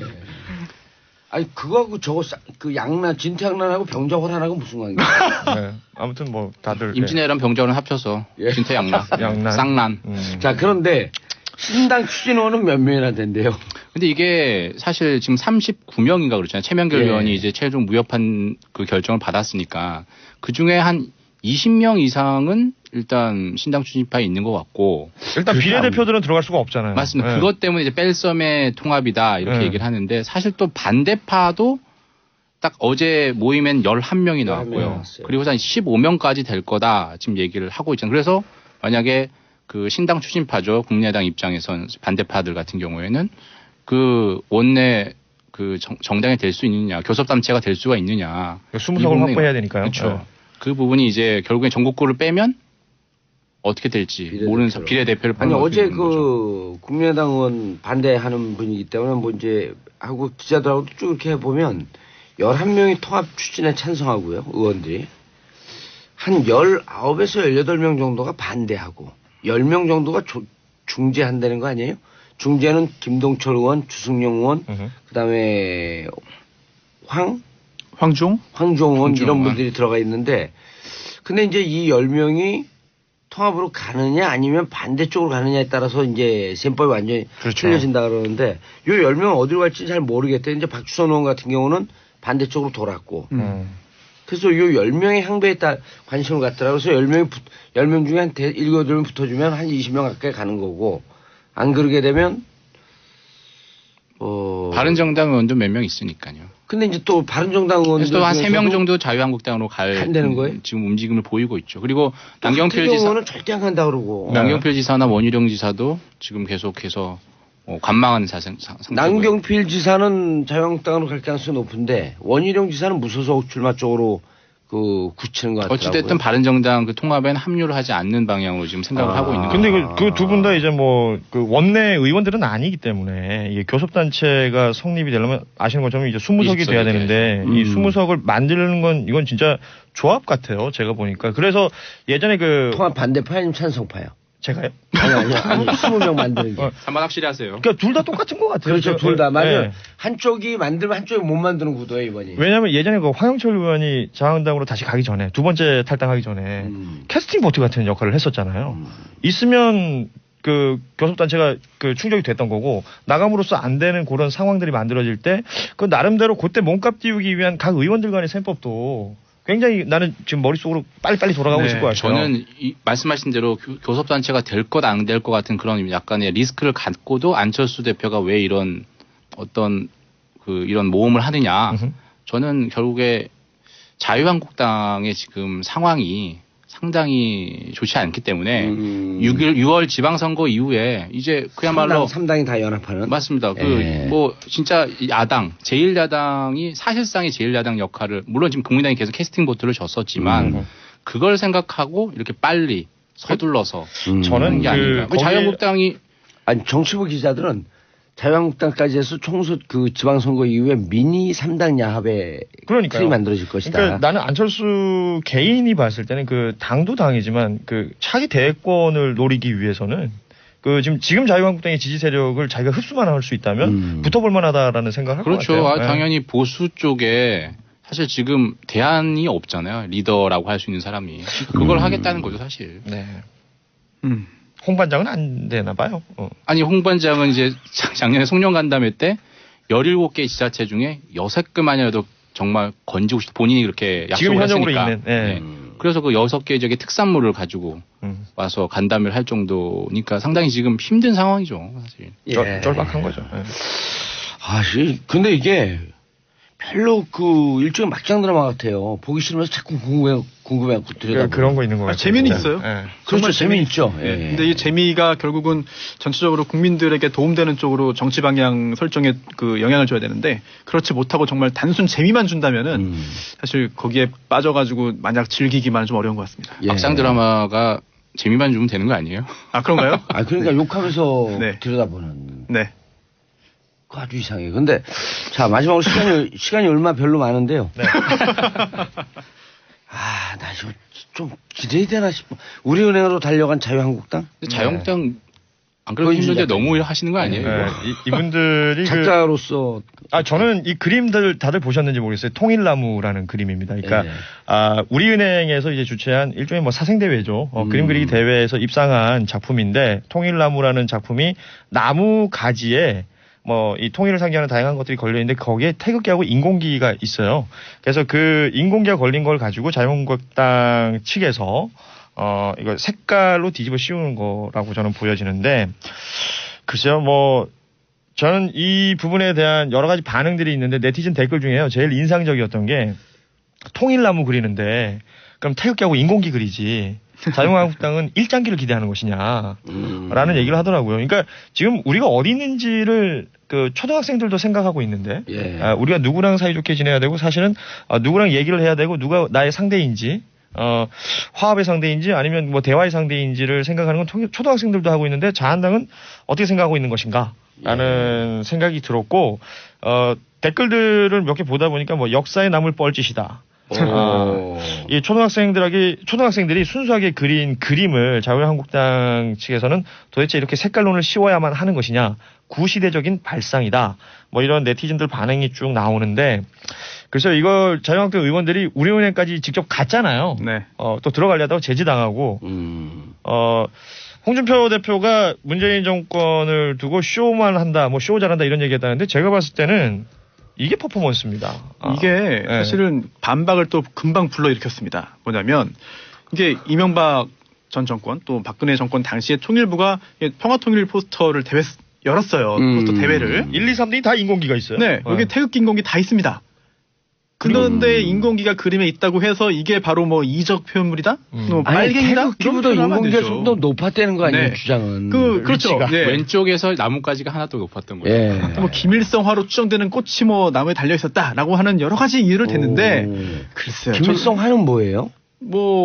사람들 왜 있죠? 예전에 김대중 대통령 갔을 때 이렇게 흔들던 뭘까요? 분홍색. 이제 진한 핑크색 그 꽃. 진홍색이죠. 아, 진홍색. 진달래. 네, 진달래에 약간 그 또 약간 큰 꽃인데 그걸 김일성화라고 한다는데 저는 제가 봤을 때 그런 걸 우리 초등학생들이 예를 들어서 나는 김일성화를 그릴 거야 라고 그렸다고 생각이 안 되는데 이걸 자꾸 그렇게 씌우는 것 같아요. 아니 번지수를 잘못 찾은 거죠. 사실 뭐 그 이전 정부 때도 항상 있었고 심지어 이제 홍준표 대표가 본인의 그 페이스북에 선거 독려할 때 대선 때 나왔을 때 자기가 2번이었으니까 1번, 3번은 거기에다가 그 인공기를 그렸었거든요. 그렇죠. 네. 그래서 자기한테 투표하라고. 근데 뭐 그 정도로 이용했던 사람이 했었는데 사실 이번 건 같은 경우는 정말 그러니까 자유한국당, 그러니까 지금의 야당이 항상 그 선거 국면에서 이용하는 것 중에 하나가 이제 북한 혹은 색깔론 색깔론이죠. 뭐 이런 거잖아요. 근데 이걸 지금 어디다 갖다 댔는지 스스로들이 좀 반성해야 될 것 아니, 같아요. 북한의 군사적 도발보다 심각한 문제다. 말로 표현할 수 없는 충격적인 사건이다. 어린아이 그림을 종북 확산에 이용한 것이다. 이런 표현 동의하기는 쉽지 않을 것 같습니다. 그 제가 분명히 말씀드린 건 그 친구가 태어났을 때는 그들이 정권을 잡고 있을 때입니다. 네. 이건 지금 뭐 너무 웃긴 얘기예요. 이건 상식적으로 말도 안 되고. 아니 그리고 그 예를 들어서 그 남과 북에 관련된 영화를 하는데 거기 인공기 막 나오잖아요. 그럼요. 그 싸워갖고 예 근데 이제 끝났다네요. 알겠어요. 자, 세 분 인사하시고요. 네, 감사합니다. 예, 자 저는 4부 전역 작가 전 작가의 시선으로 돌아오겠습니다. 채널 고정하소서. 정봉재 정치쇼 4부 전역 작가의 시선. 자, 작가의 남다른 관점으로 우리 사회를 들여다보는 시간. 전 작가의 시선 전역 작가님 자리해 주셨습니다. 네, 안녕하세요. 예, 새해는 처음 뵙는 거죠. 그렇죠. 예, 해피 뉴 이어. 해피 뉴 이어, 해피 뉴 뉴스. 우리 4부 들어가기 전에 아까 3부 방송 중에 저희 그 패널 중 한 분이 지체아란 단어를 부적절하게 사용했습니다. 진심으로 사과드립니다. 경솔한 발언이었고요. 비슷한 실수 다시 하지 않도록 더욱더 격하게 조심하겠습니다. 죄송합니다. 자, 오늘의 시선. 네. 어디에 꽂히셨어요? 뭐 꽂혔다 보기는 올해 이제 많은 사람들에게 회자됐던 뉴스가 이 우리 봉도사의 사면과 예. 그다음에 두 번째로는 김정은의 신년사가 아니었을까 예. 싶어요. 뭐 각국에서 신년사가 나오긴 하지만 이번에 김정은의 입에서 도대체 어떤 내용이 나오느냐가 관심사였지 않습니까? 저희가 함께하는 다른 방송에서 우리가 예측을 좀 하지 않았나요? 예측은 했죠. 예, 예측은 그런데? 했지만 제가 보기에는 이게 굉장한 그 양면 작전, 정말로 갈라치기 작전의 정수를 보여준 것 같아요. 이제 앞서서도 이제 평창 올림픽 등 이제 대화의 메시지를 던졌다 이런 점에 대해서 굉장히 우리가 다행스럽고 저도 다행스럽게 생각합니다. 예. 그런데 이번에 이제 신년사에서 김정은이 핵 단추를 언제든지 이제 누를 수 있다는 핵 단추라는 표현을 처음 썼어요. 근데 다른 언론에서는 이 핵 단추에 대해서 그게 뭐 저기 이제까지 핵무기 완성 뭐 큰 소리 친 거 같고 그렇게 다르지 않느냐 하지만 제가 볼 때는 이거는 매우 구체적으로 이제 실행을 할 수 있다는 걸 보여줬다고 생각을 해요. 단추. 네. 물론 이제 저도 북한이 그래도 이제 만약에 핵 단추를 만에 하나라도 누르게 되면 북한 정권은 물론이고 북한 자체의 그 괴멸을 뜻하는 거 아니겠습니까? 예. 그럼에도 불구하고 우리의 6.25의 남침이나 이런 거를 보았을 때 우리가 흘려들어서는 안 된다. 즉 핵 단추가 내 사무실 책상에 항상 놓여 있다. 이렇게 표현했다는 거에 대해서 우리가 위협이 아닌 이것이 우리 앞에 현실이라는 걸 전 좀 직시하고 핵단추. 네. 그리고 이제 우리 문재인 정부도 저는 이제 문재인 대통령이 정말 최선을 다해서 이 한반도의 안보를 정착시키고 평화를 정착시키기 위해서 노력을 하고 있다는 거를 뭐 우리 국민이면은 저는 모를 사람은 없다고 생각해요. 물론 그 방식이라든가 방법론에 대해서는 비난도 할 수 있고 하지만 그 점에 대해서는 뭐 이 다른 생각은 없을 거라고 보지만은 이 김정은이라는 인물을 어떻게 대해야 할 것인가 여기에 대해서는 이낙연 총리도 얘기했지만 매우 간단치 않고 매우 신중하게 접근해야 된다는 점. 그리고 이번에 이용당할 수도 있다. 충분히 이용당할 수 있죠. 이제까지 저는 이낙연 총리도 그 얘기를 했다는 거 아니에요? 네, 보수 정권이고 또 진보 정권이고 간에 이용당했다고 생각해요. 결국은 결과가 뭐냐. 핵무기 완성을 했기 때문에 그러니까 저들의 속내를 제대로 보지 못했다 이런 점에 대해서 정신 바짝 차리고 정말로 저쪽에 대해서 정신이 없을 정도로 운전석에 앉아가지고 이 오토기어가 아니라 변속기어로 해서 우리도 확 정신없게도 만들고 우리가 능동적으로 제한도 하고 이래가지고 저들의 어떤 그 김정은의 답만 기다릴 게 아니라 우리가 퀘스천을 공격적으로. 던져야 된다. 저는 이렇게 봅니다. 알겠습니다. 평창올림픽에 대해서도 얘기를 했죠. 네, 평창 올림픽에 대해서는 뭐 적극적으로 참여하고 뭐 성공도 기원한다 이렇기 때문에 상당히 평창 올림픽의 화해 전술을 통해 가지고 일단은 시간을 벌고 그다음에 두 번째는 경제적으로도 좀 얻어낼 거 있으면 확실하게 얻어낼 거라고 봅니다. 왜냐하면 지금 이제 북한 주민들이 굉장히 피곤한 상태예요. 지금 핵무기를 위해서 또는 뭐 공화국의 조난을 위해서 이렇게 달려왔지만 일반 사람들의 생활이라는 건 굉장히 피폐의 일로고 그리고 이제 북한에 저도 몇 번 가봤습니다만 정말 가슴 아파요. 그 현실을 보면. 그렇기 때문에 일단은 북한 주민들에게 좀 경제적으로 그래도 좀 봄날이 비슷하게 오고 있구나 하는 감을 줘야 되기 때문에 그런데 그 돈주머니를 이 김정은의 경우는 핵무기를 결코 포기할 수 없기 때문에 예. 미국이라든가 일본이라든가 뭐 이런 나라한테 뜯어낼 생각을 하지 않고 남한 정부에다가 손을 내밀려는 전략이다. 저는 이렇게 봅니다. 만약에 앞으로 핵 보유국이 된다면은 자신은 정말 동네에서 이 칼부림을 하는 정말 조폭으로서 행사를 하면서 그 어린 누이는 저 공장에 가가지고 밤늦게 일하게 만들면서 그 돈을 뜯어먹는 그 조폭하고 비슷한 형태가 될 거라고 봐요. 알겠습니다. 가슴 아픈 일이라고 봅니다. 우리가 정신 똑바로 차려야죠. 네. 이번 신년사에서 보게 되면 김정은의 통치 방향, 초점 이런 것도 보인다고요? 상당한 자신감을 표현했다. 저는 이렇게 봅니다. 물론 이제 김정은이 지금 하는 거라든가 이런 걸 보면은 김일성의 흉내내기를 모방을 벤치마킹. 착실하게 하고 있는 거죠. 네. 예전에 그 체스터필드라는 정치가는 이렇게 얘기했어요. 인간 행동의 50%는 모방이다. 이렇게 얘기했어요. 특히 어린 아이들이 이건 좀 재밌는 일입니다만 인류학에서 어떤 얘기하냐면 지금 지구상에서 이렇게 볼 때 그 아버지의 아들이 아닌 경우가 가정의 경우는 한 10% 정도 된다는 거예요. 예?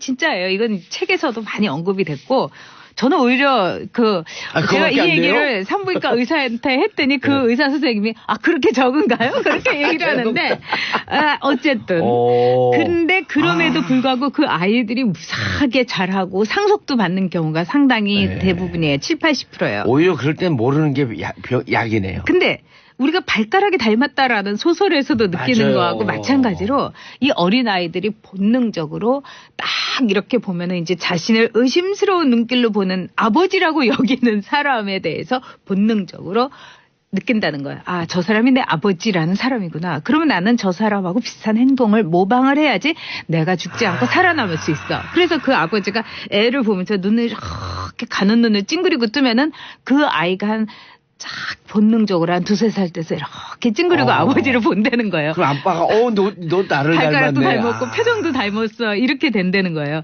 예. 그런 점에서 모방이라는 건 인류에게 생존과도 같은 겁니다. 예. 그래서 김정은에게 있어서도 김일성의 모방이라는 거는 그만큼 생존 본능에서 왔다는 거죠. 예. 이번에 이제 옷도 회색 양복을 입고 나타나지 않았습니까? 근데 그것도 의미가 있어요? 네, 그럼요. 그 전에 남색 양복도 입고 또 회색 양복도 입은 적이 있어요. 이번이 처음은 아니지만 신년 맞아. 보는데 그렇죠. 인민복이 아니고 그렇죠. 그러니까 신년사에서 회색 양복을 입었다는 건 뭐냐면 이제 내가 독자적으로 핵무기도 완성을 했고 내 대에서 그렇기 때문에 나름대로 나의 통치 기반은 완성됐다. 이번에 보여주면은 김일성과 비슷한 행태를 많이 보여줬어요. 아니 모습이 더 닮아간 것 같아요. 그렇죠. 그리고 김일성이 이제 남로당 우리나라의 그 자생공산주의였던 박헌영을 숙청한 거라든가 굉장히 무자비했습니다. 그 전 부인이었던 비비안나에 대한 그 이제 숙청이라든가 뭐 이런 것까지 볼 때 그런 점에서 피도 눈물도 없고 동지애도 없고 없었던 김일성의 숙청 방식을 그대로 모방을 한 거죠. 그러니까 행동 양식도 모방을 한 겁니다. 그런 점에서 이번에 이 신년사라는 거는 전 북한 주민에 대해서 봐라. 이제 나는 누구도 무시할 수 없는 너희들이 인정해야만 하는 지도자가 됐다. 그런 선언이고 또한 대남 메시지도 강력하게 당근과 채찍을 처음으로 내놨던 양동 작전이다. 이렇게 볼 수 있죠. 예. 그런데 네. 이번에 보니까요. 네. 정말 이렇게 따라하고 그러는데 김일성의 모습 그렇죠. 훨씬 더 뭐 100%그 도플갱어라고 해도 틀린 말은 아닐 것 같아요. 싱크로율 한 99? 99.999? 근데 참 둘이 닮은 것도 있었어요. 이제까지 아마 애청자 여러분께서 느끼시겠지만 김정은은 이렇게 텔레비전 앞으로 실물로 육성 메시지를 신년사로 한 적이 없었어요. 즉 신문의 사설이라든가 이런 언론을 누가요? 통해서 김정일이 아니 김정일이요. 근데 김정은은 19년 만에 즉 김정일의 통치에 없었던 19년 만에 말하자면 2013년에 딱 신년사를 육성을 합니다. 이거는 김일성 이후 처음이었던 거예요. 오호. 그래서 이 점에 대해서도 또 다른 젊은 김일성이 나타난 것처럼 북한 주민들에게는 느껴졌고요. 그 다음에 이제 그 김일성으로 말할 것 같으면은 이제 북한 주민들 사이에서는 어쨌든 카리스마도 있고 풍채도 좋다. 근데 김정일은 참 풍채도 본인 얘기로 굉장히 자신을 비하한 표현도 있었지 않습니까? 최은희 씨가 이제 언급한 데면 자기는 굉장히 그 체력적이나 이제 모양새로는 별로 좋지 않다 이런 말을 했는데 김일성은 1946년부터 94년까지 무려 49년 동안 신년사를 해왔습니다. 예. 그것도 아주 자신만만한 신년사를 해줬는데 즉 80년대 후반 90년대 초반에 신년사에서 토론을 하기 시작해요. 실토론. 내가 인민들에게 이 밥에 고깃국을 먹이고 싶었는데 안 됐다. 비단 옷을 입혀주고 싶었는데 안 됐다. 이러면서 철저한 자신의 어떤 경제적인 과거에 대해서 말하자면 반성을 하는 거나 마찬가지입니다. 근데 그 뒤에 나타냈던 김정은의 경우에는 뭐 경제적으로 열심히 하겠다 이러면서 굉장한 핑크무드를 조성했지만 그 결과는 뭐였냐면 고난의 행구 끝에 대단한 굶주림이었어요. 몇백만이 그때 200년. 네, 굶주렸죠. 더구나 그뿐만 아니라 김정은이 어떤 일이 있었냐면은 많은 북한 주민들에게 카리스마를 주지 못한 거예요. 김정일이. 그렇죠. 김정일이. 그런 점에서 이제 김정은이 나타난다는 거는 이제 그 무너진 꿈, 그 불가능하기 했던 그 경제에 대한 꿈을 이 실물 정치를 통해서 즉 경제라는 실물 정치를 통해서 내 실체의 모습을 보여주고 내 육성을 보여주면서 다시 좀 먹고 살게 해주겠다 이런 거였죠. 그래서 이번 신년사는 의미가 많은 거네요. 의미가 굉장히 많죠. 그런 점에서 제가 보기에는 물론 북한 주민들이나 탈북자들은 김정일 3대의 거짓말이 바로 신년사였다 이렇게 얘기합니다. 그것도 틀린 말이 아니죠. 그리고 미국과 한국을 이간질시키려는 갈라치기 이 수법의 아주 정점이다 이렇게도 얘기합니다. 우리가 이것도 귀에는 쏙쏙 박히게 기억하고 있어야 합니다. 그러나 그럼에도 불구하고 핵무기 완성이란에 대한 굉장한 자신감을 드러냈고 김일성의 진정한 후계자는 바로 나다 이런 거를 보여주었다 이렇게 볼 수 있습니다. 예. 그런데 네. 현재의 보면은 김일성을 따라하려고 그런다. 네. 그런데 지금 정치 경제적 상황이 김일성이 수십 년간 집권하던 네. 근한 40년을 한 거죠. 네네. 그때와 정치 상황, 경제적 상황, 사회적 상황, 문화적 상황 네. 그리고 전 세계에서 사회주의 국가, 공산주의 국가가 다 몰락하고 유일하게 남아있는 네. 또 쿠바는 남아있지만 서방 세계에 상당히 개방되어 있는 이미 끝났죠. 쿠바의 폐쇄 그러니까 정치. 유일하게 남아있는 이 상황에서 과연 김일성 따라하기 얼마나 통할까? 제가 보기에는 방법이 없다고도 볼 수 있어요.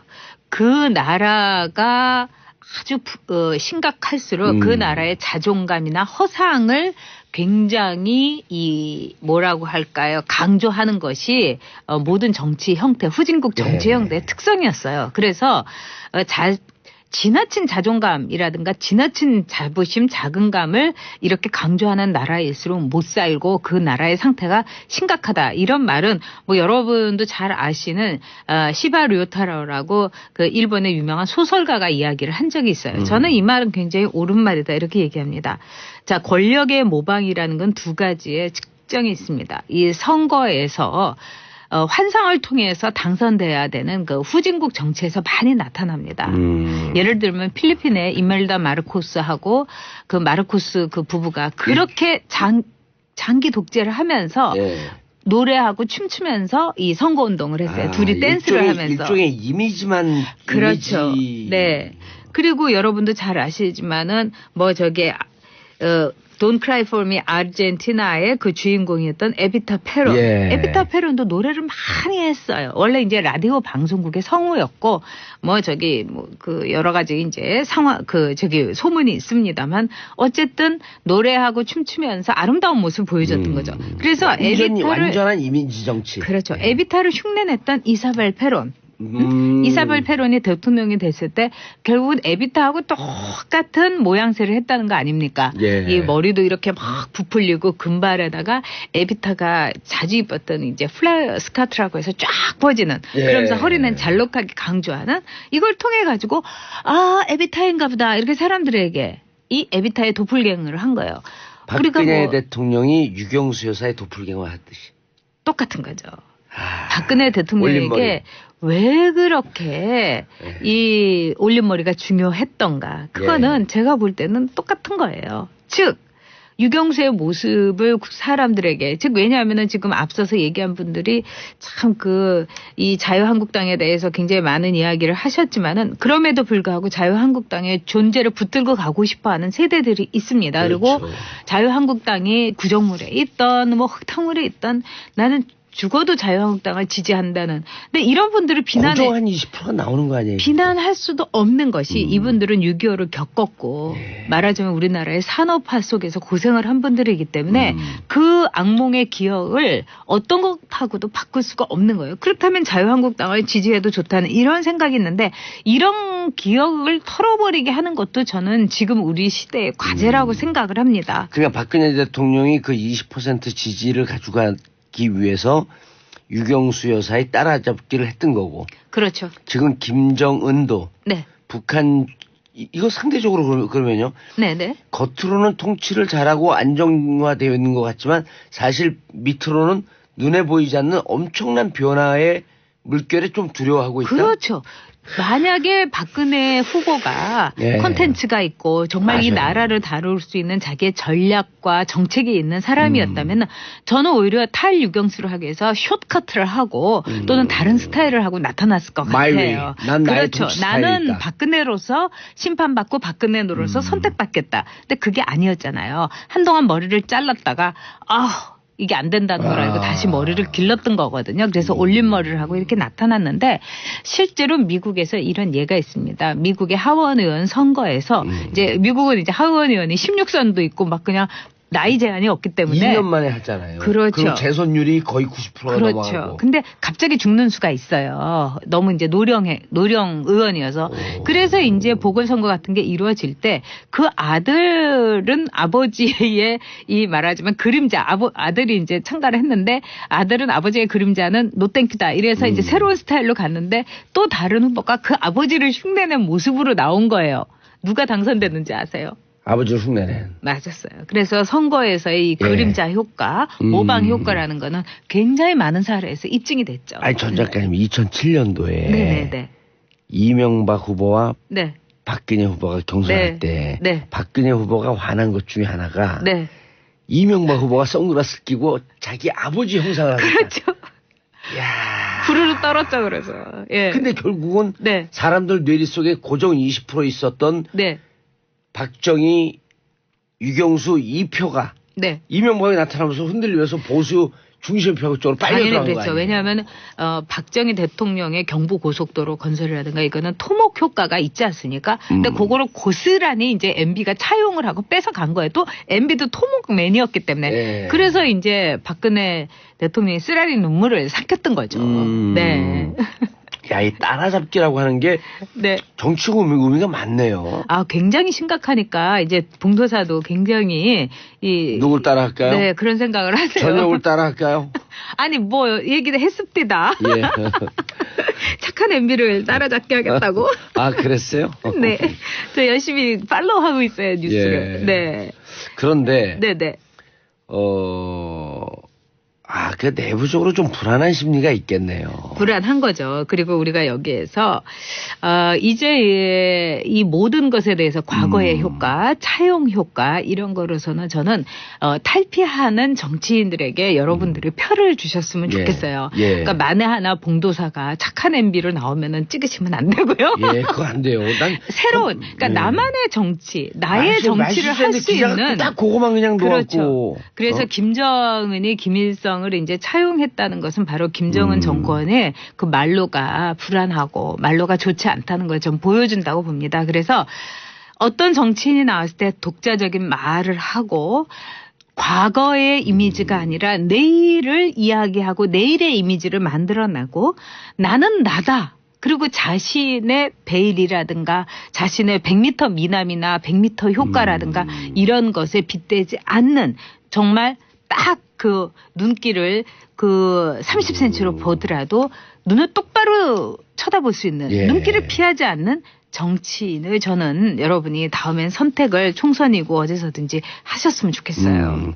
김일성을 따라잡게 한다면 김일성 죽기 전에 네. 정상회담을 잡아놨다가 네. 그래 그 김영삼 대통령과 네, 네. 그랬다 이제 그 캔슬이 김대중 되면서 대통령의. 김정일로 넘어가서 김대중 대통령과의 정상회담이 됐잖아요. 네. 그럼 그 다음에 또 다음 행보가 정상회담 쪽으로 가지 않을까? 당연히 그렇게 할 겁니다. 그래서 정상회담에 우리가 문재인 대통령을 보면 참 순수하고 그다음에 아주 착실하고 성실하다는 건 우리 국민이 다 알지 않습니까? 그리고 제가 이렇게 몇 차례 이렇게 뵌 바로는 참 뭐라고 할까 진실성을 진실된, 있어요. 그러나 그런 이 착한 문재인 대통령으로서 나쁜 김정일을 상대하기가 참 쉽지 않을 겁니다. 김정은을 상대하기가 네. 쉽지 않을 겁니다. 왜? 선거에서 이런 말이 있어요. 선거는 착한 사람이 이기는 것이 아니라 강한 사람이 이긴다는 말이 있어요. 또 이긴 사람이 강한 것이다. 그렇죠. 네. 나쁜 사람이 이긴다는 이야기도 있어요. 그런 점에서 이 정상회담에 있어서 우리 문재인 대통령이 좀 더 술수를 많이 쓰는 강하고 어떤 점에서는 이 나쁜 가면도 쓸 수 있는 그런 알겠습니다. 이 문재인 대통령이 되었으면 합니다. 예, 네. 저도 나쁜 선거 한번 치러볼까요? of course. 왜냐하면 강한 선거가 될 수도 있고. 알겠습니다. 네, 네, 유희정님 정치쇼 듣는 재미에 푹 빠져 하루 시작하고 있습니다. 전 작가님 인사하시고요. 네. 새해 복 많이 받으세요. 예, 네. 저는 좋은 일 많이 있으시고요. 예, 저도 내일 오전 10시 5분에 돌아오겠습니다. 마지막 곡 저스틴 템브레이크의 Can't Stop the Feeling 들으면서 마치겠습니다. 내일 10시 5분에 돌아옵니다. 바이바이. I got this feeling inside my bones. It goes electric wavy when I turn it on. Off from my city, off from my home.